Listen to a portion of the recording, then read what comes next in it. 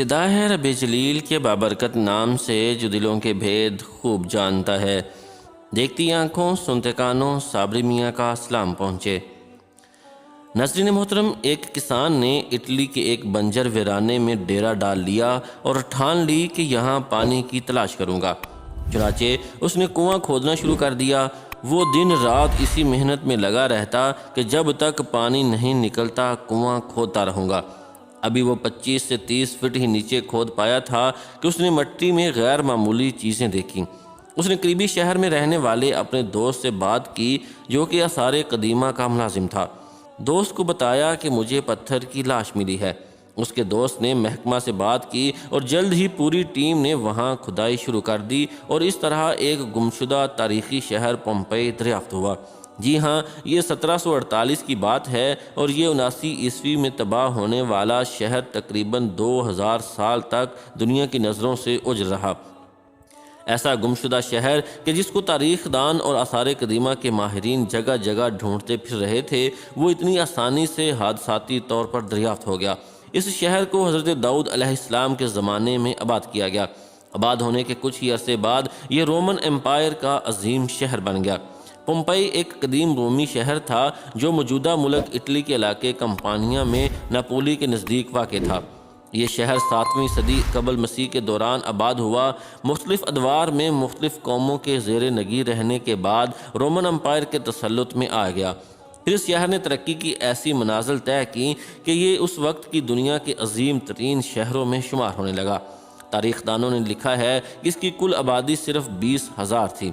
اپنے دور میں یہ دنیا کا انتہائی جدید ترین اور تہذیب یافتہ شہر تھا۔ اس شہر کی عمارات بہترین نقشوں اور پختہ اینٹوں کی حامل تھیں، جبکہ شہر کا نکاسی آب کا انتظام بھی بہترین تھا۔ ماہرین کو یہاں ایک ایسا اسٹیڈیم بھی دریافت ہوا ہے جس میں بیک وقت 20,000 لوگ بیٹھ سکتے ہیں۔ کلب، بیکریاں، پانی کے تالاب، پانی کی ترسیل کا بہترین نظام، لائبریری، اسپتال، استبل اور 2 منزلہ مکانات اور مکان کے پیچھے چھوٹے چھوٹے باغات نے اس شہر کو ان کے باسیوں کے لیے جنت بنایا ہوا تھا۔ حیرت کی بات تو یہ ہے کہ زیبرا کراسنگ کی شروعات بھی اسی شہر نے کی اور اسی شہر میں سب سے پہلے کریم کا کیک متعارف کرایا گیا۔ اجتماعی غسل خانوں اور حمام کا تصور بھی اسی شہر سے پیدا ہوا۔ آباد ہونے کے بعد دیکھتے ہی دیکھتے یہ عالی شان شہر رومن امپائر کا تجارتی مرکز بن گیا۔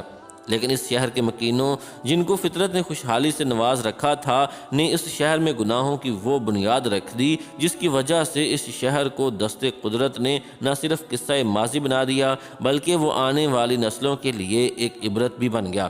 تاریخ انسانی میں قوم لوط ایسے کردار کی حامل تھی جس نے ہم جنس پرستی کو فروغ دیتے ہوئے فطرت سے بغاوت کا جرم کیا اور بالآخر عذاب الہی کا شکار ہو گئی۔ جبکہ اس شہر کے مکینوں نے بھی اپنے آباء و اجداد کی اس سنت پر عمل پیرا ہوتے ہوئے اس کو گناہوں کی ایک ایسی بستی میں تبدیل کر دیا جہاں پر انسانی اور اخلاقی اقدار سر پیٹ کر رہ گئیں۔ پھر کیا تھا، اس شہر کی پہچان جو کہ تجارت تھی آہستہ آہستہ بدلنے لگی۔ اجتماعی غسل خانے یا اجتماعی حمام بے حیائی کے مراکز بننے لگے۔ چند دہائیوں بعد یہ بے حیائی اس شہر کا عام مزاج بن گئی۔ اب اس شہر کی پہچان زرعی، تجارتی یا صنعتی شہر کی نہ رہی بلکہ اب یہ ایک بڑے آزاد معاشرے کا شہر بن گیا۔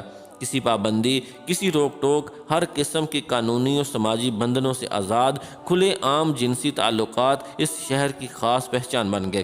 یہاں کاروبار تھا تو بس اب جسموں کا اور لذتوں کا۔ پومپئی شہر کے لوگ ایسے بےہودہ سرگرمیوں میں ملوث ہو گئے کہ جنہیں دیکھ کر قوم لوط بھی شرما جاتی۔ عورتیں عورتوں سے، مرد مردوں سے، بچے بچوں سے اور یہاں تک کہ جانوروں سے بھی جنسی تعلقات عام تھے۔ جسم فروشی اس شہر کا بنیادی پیشہ اور معیشت کا اہم ستون بن چکا تھا۔ صرف عورتیں ہی نہیں بلکہ کئی تندرست مرد بھی اس کام میں پیش تھے۔ غلاموں کے ساتھ ساتھ عام شہریوں کی ایک بڑی تعداد اس پیشے سے وابستہ تھی۔ اس شہر کا سب سے بڑا گناہ یہ تھا کہ یہاں خونی رشتوں کی بھی پاسداری نہ تھی۔ ماں، بہن، بھائی اور باپ ایک ہی تالاب میں نہا لیتے تھے اور کوئی بھی کسی کے ساتھ بھی نفسانی خواہش پوری کر لیتا تھا۔ ماہرین کو ایسی بچیوں کی پتھر کی لاشیں ملی ہیں کہ جو حاملہ تھیں لیکن ان کی عمر 10 سال سے زیادہ نہیں ہو سکتی۔ ہر گھر فحاشی کا اڈا بن چکا تھا۔ لوگ دوسرے شہروں سے اب اس شہر میں تجارت کے لیے نہیں بلکہ ہم بستری کے لیے آتے تھے۔ اور دلال اپنی ماؤں بہنوں کو اس کام کے لیے بیچتے اور مشترکہ حماموں میں ان کو بیچ کر پیسے کماتے۔ اس شہر کے اشرافیہ بھی اسی کاروبار کا حصہ تھی۔ اس شہر کے مکین اس قدر اخلاقی انحطاط کا شکار ہو چکے تھے کہ ماضی و حال میں ان کی کوئی دوسری مثال تلاش کرنا ایک کار لا حاصل سمجھا جاتا ہے۔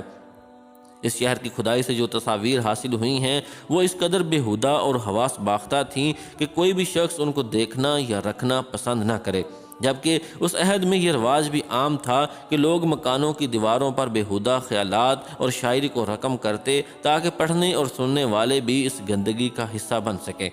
اس کے علاوہ بھی اس شہر میں بے حیائی کے کئی اور طریقے استعمال کیے جاتے تھے۔ بےہودہ شعر اور قصے ابھی بھی شہر کی دیواروں پر لکھے ہیں جنہیں ماہرین نے بڑی محنت سے صاف کیا ہے اور اب وہ پڑھنے کے قابل ہیں۔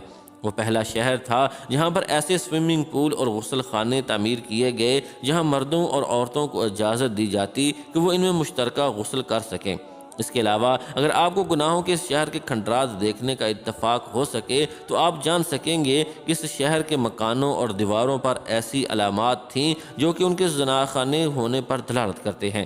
اس شہر کی معاشرت دیکھتے ہوئے انسان سوچنے پر مجبور ہو جاتا ہے کہ آخر گناہ کار زندگی کی حد کہاں جا کر ختم ہو سکتی ہے، یعنی اس شہر کی تمام بیان کردہ برائیوں پر بھی یہ کہانی ختم نہیں ہوتی کہ گھر گھر برائی کے اڈے ہونے کے باوجود اس شہر کے مرکز میں پھر ایک ایسی عمارت تعمیر کی گئی جس کو سب سے بڑے اڈے کا نام دیا گیا، جس کو اس دور میں لوپت آرا کا نام دیا جاتا ہے، جس کے معنی مادی بھیڑیے کے ہیں۔